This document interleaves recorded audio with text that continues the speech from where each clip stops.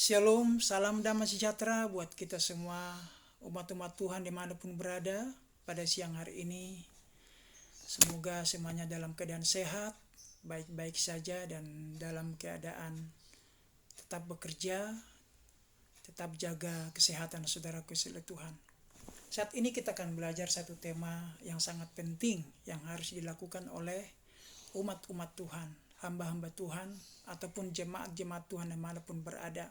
Baik itu pendeta, para penatua, bahkan juga jemaat Tuhan, penting untuk memiliki satu kata itu ketekunan, saudara sekalian Tuhan. Ya, kita harus tekun di dalam kehidupan kita, tekun di dalam seluruh hal-hal yang positif.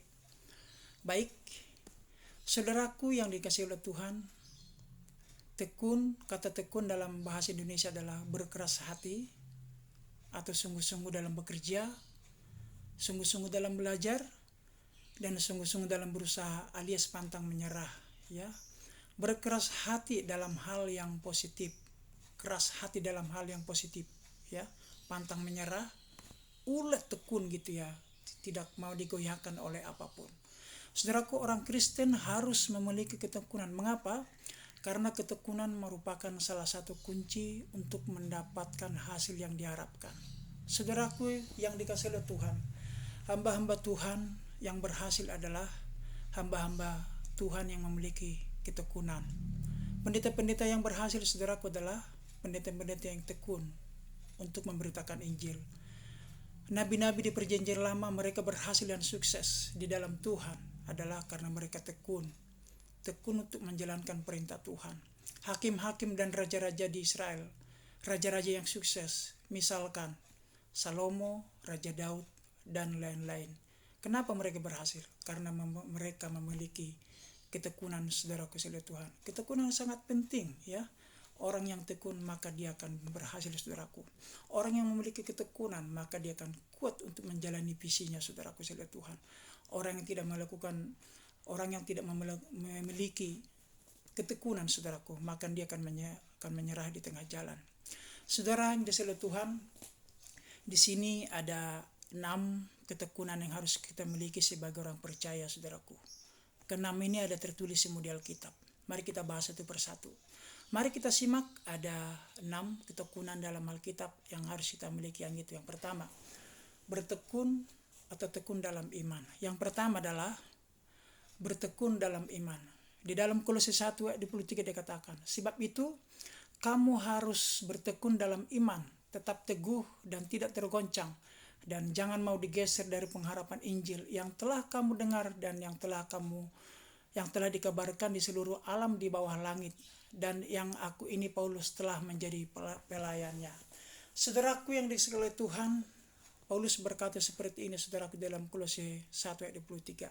Sebab itu kamu harus bertekun dalam iman. Saudara yang dikasihi oleh Tuhan, kita disuruh dan diarahkan, saudaraku, dihimbau untuk bertekun dalam iman.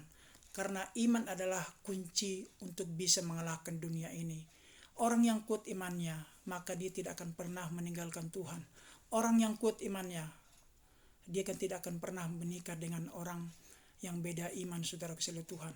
Orang yang imannya kuat, saudaraku, yang bertekun dengan imannya, dia tidak akan pernah menyelipkan Tuhan Yesus yang kedua kali.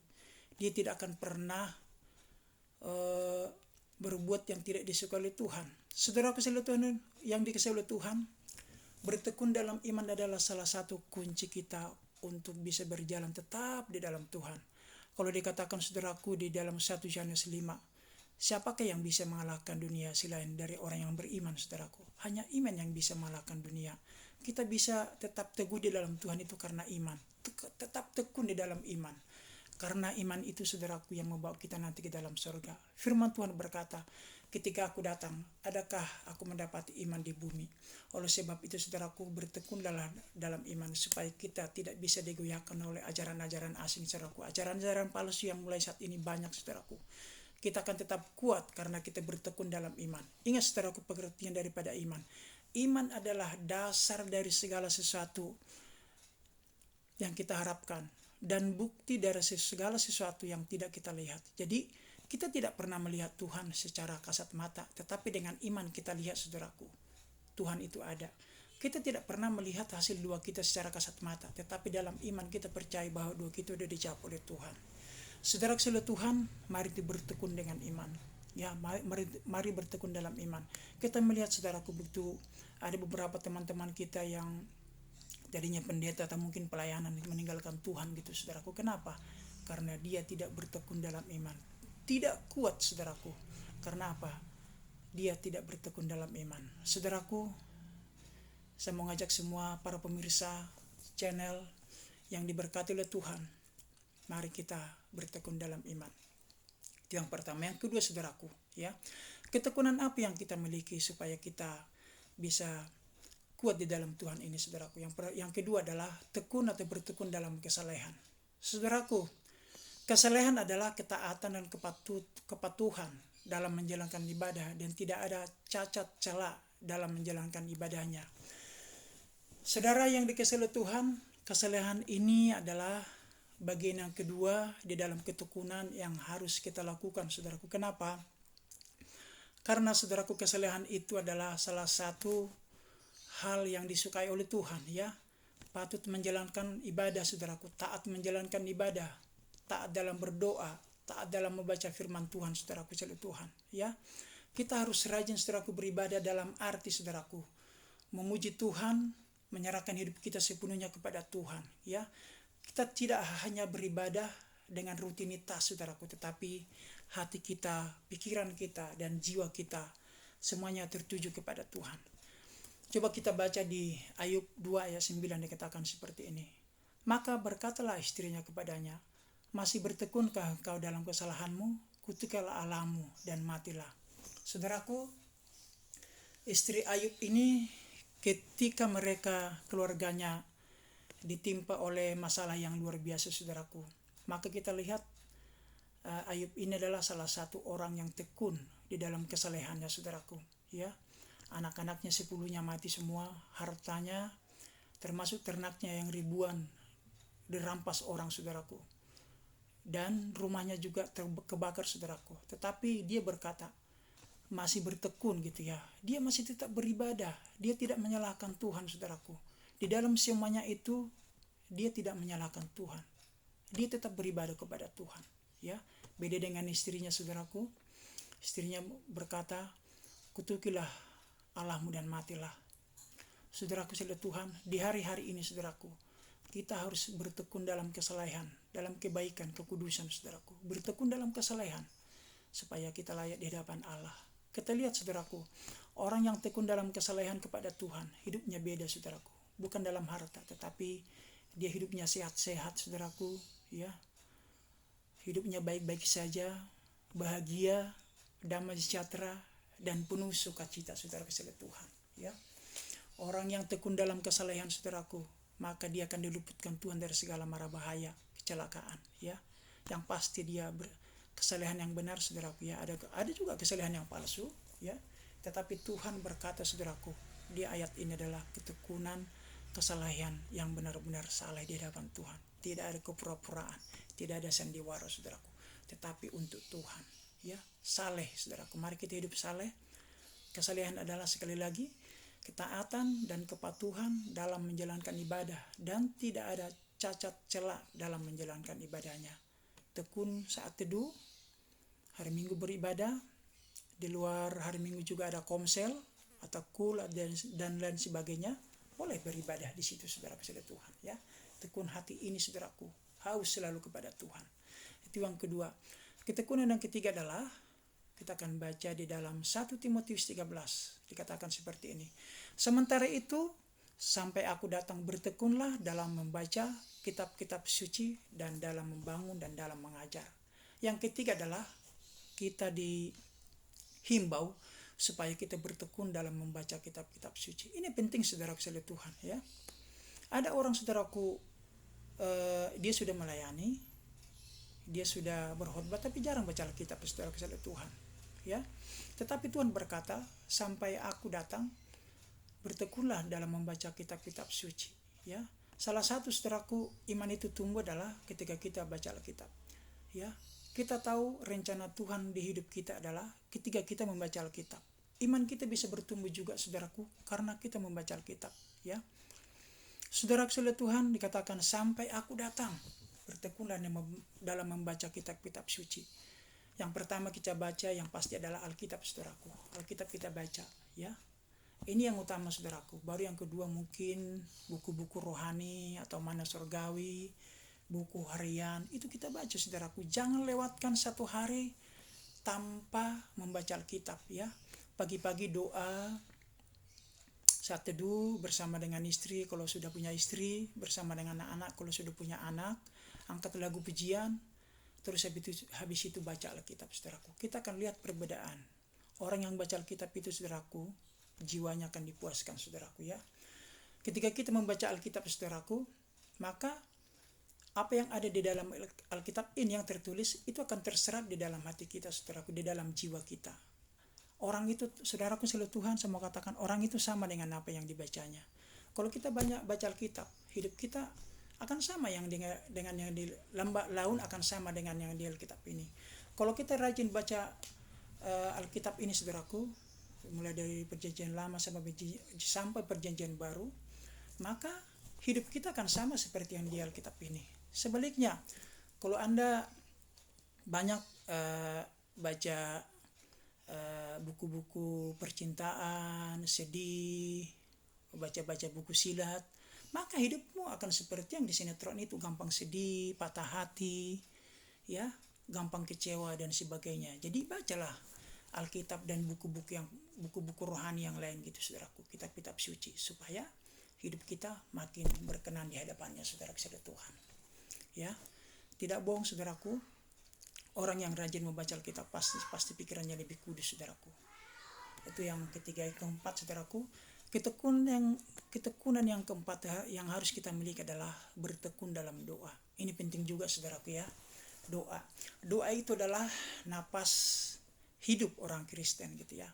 Doa itu adalah sarana hubungan kita dengan Tuhan. Kita bisa berbicara dengan Tuhan adalah melalui doa. Kita bisa memohon pertolongan kepada Tuhan Allah dalam doa. Seperti di 1 Tesalonika 5 ayat 17 yang berkata, tetaplah berdoa, ya. Tetap berdoa saudaraku, jangan putus-putus. Dalam artian jangan lewatkan satu hari juga tanpa berdoa. Berikan satu waktu khusus untuk Tuhan, bisa pagi hari, bisa malam hari, tergantung waktumu di mana kamu bisa gitu saudara-saudara Tuhan. Tetap berdoa saudaraku, doakan bangsa dan negara kita, doakan gereja-gereja Tuhan, doakan rakyat Indonesia yang belum percaya Yesus supaya mereka dimenangkan bagi Tuhan.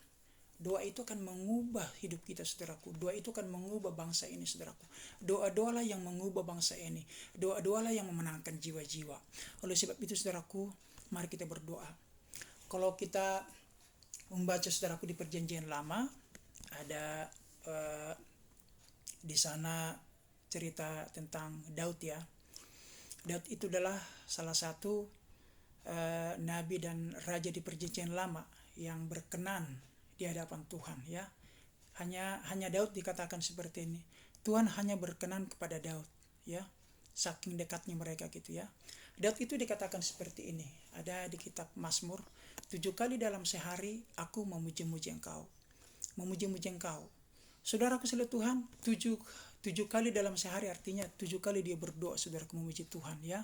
Daud itu adalah seorang gembala saudaraku. Dia bawa kecapi ketika dia mengembalakan kambing domba yang 3 ekor. Ketika dia mengembalakan kambing domba, dia berdoa, dia memuji Tuhan dengan main kecapi 7 kali sehari. Luar biasa saudaraku, ya. Yang kedua adalah Daniel, ya. Daniel ini adalah anak-anak bangsawan yang diangkut oleh Raja Nebukadnezar menjadi tawanan di Babilonia, di Babel gitu, ya.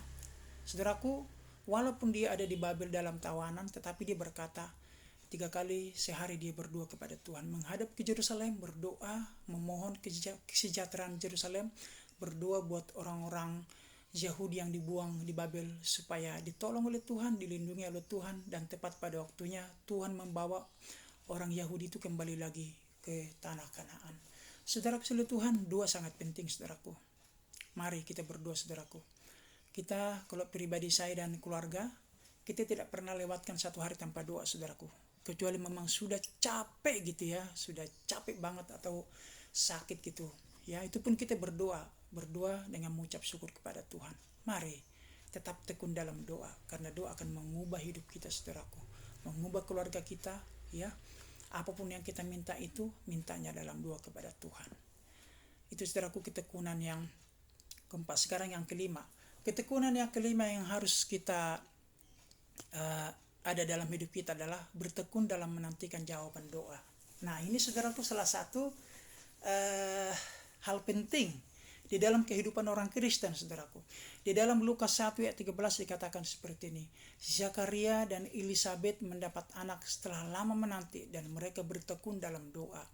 Saudaraku, begitu banyak anak Tuhan ketika doanya tidak dijawab oleh Tuhan, mereka mundur dari pelayanan.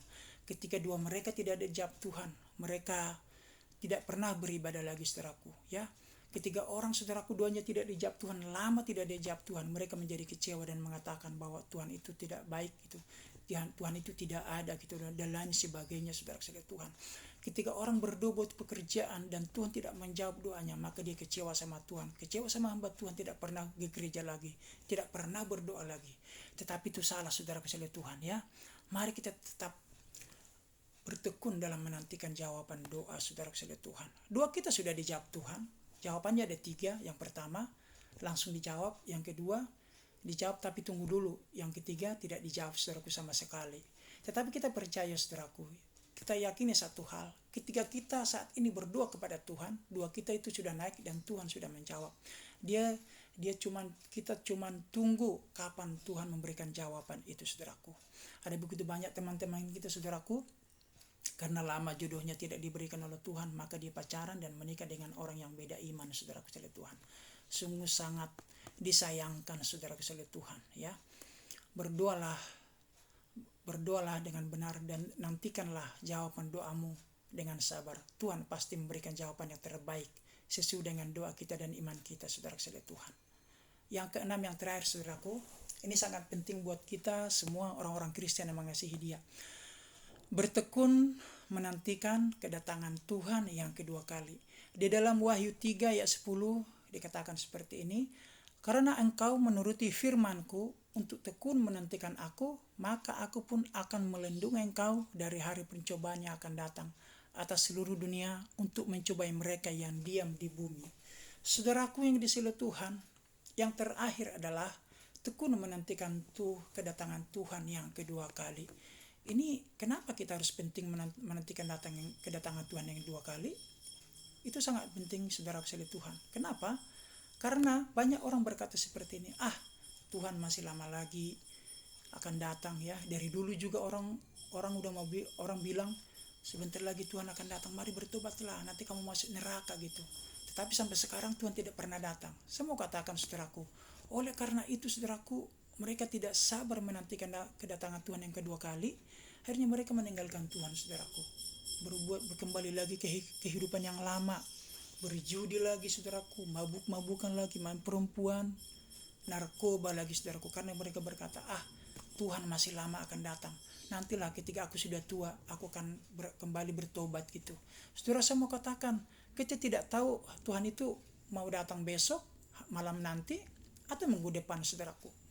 Yang penting, saudaraku, kita menantikan kedatangan Tuhan itu seperti Tuhan itu besok datang, saudaraku. Seperti hari ini mau datang. Jadi kita persiapkan diri kita, saudaraku, ya. Tekun menantikan Aku, kata Tuhan. Karena engkau menuruti firman-Ku untuk tekun menantikan Aku, maka Aku pun akan melindungi engkau. Saudaraku, dikatakan di sini di Wahyu 3:10. Karena kita tekun menantikan Tuhan, maka pun Tuhan akan melindungi kita, saudaraku. Tapi dengan syarat tekun, ya. Orang yang tekun menantikan kedatangan Tuhan yang kedua kali, maka Yesus berkata, maka pun Aku akan melindungi dia, saudaraku. Aku akan meluputkan dia dari pencobaan yang akan datang, saudara-saudara Tuhan. Tuhan menolong kita, saudaraku, ketika kita tekun menantikan kedatangan Tuhan yang kedua kali, saudaraku. Ya, kan mungkin saudara pernah mendengar, dari zaman dulu, waktu nenek moyang saya juga, dari kakek buyut saya, pendeta selalu ngomong, sebentar lagi Tuhan datang. Tetapi sampai hari ini belum datang. Semua katakan saudaraku, cepat atau lambat Tuhan pasti datang. Tetapi firman Tuhan berkata saudaraku, tekunlah menantikan aku supaya engkau terluput dari murka yang akan datang saudaraku. Murka itu adalah ketika Tuhan datang kedua kali, kita didapati saudaraku kembali ke zaman hidup kita yang lama, maka alangkah malangnya hidup kita. Oleh sebab itu saudaraku, mari kita bertekun dalam menantikan kedatangan Tuhan yang kedua kali. Saudara Tuhan, itulah firman Tuhan buat siang hari ini buat kita semua. Ada 6 ketekunan yang harus dimiliki orang Kristen. Yang pertama, bertekun dalam iman. Yang kedua, bertekun dalam kesalehan.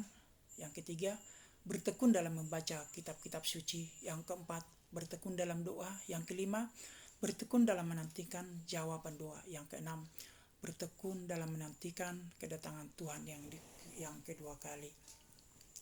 Saudara-saudaraku yang menonton video ini, Tuhan Yesus memberkati kalian semua. Saudara-saudara semua, bapak-bapak, ibu-ibu, saudara-saudaraku semua diberkati oleh Tuhan lewat firman ini. Mari kita bertekun. Saya doakan buat semua yang menonton channel ini, Anda diberkati oleh Tuhan. Anda masuk dalam rencana Tuhan. Jikalau saudara diberkati dengan firman ini, mari subscribe saudaraku sele Tuhan dan tanda like saudaraku. Terima kasih. Sampai jumpa di video-video berikutnya. Tuhan Yesus memberkati. Amin.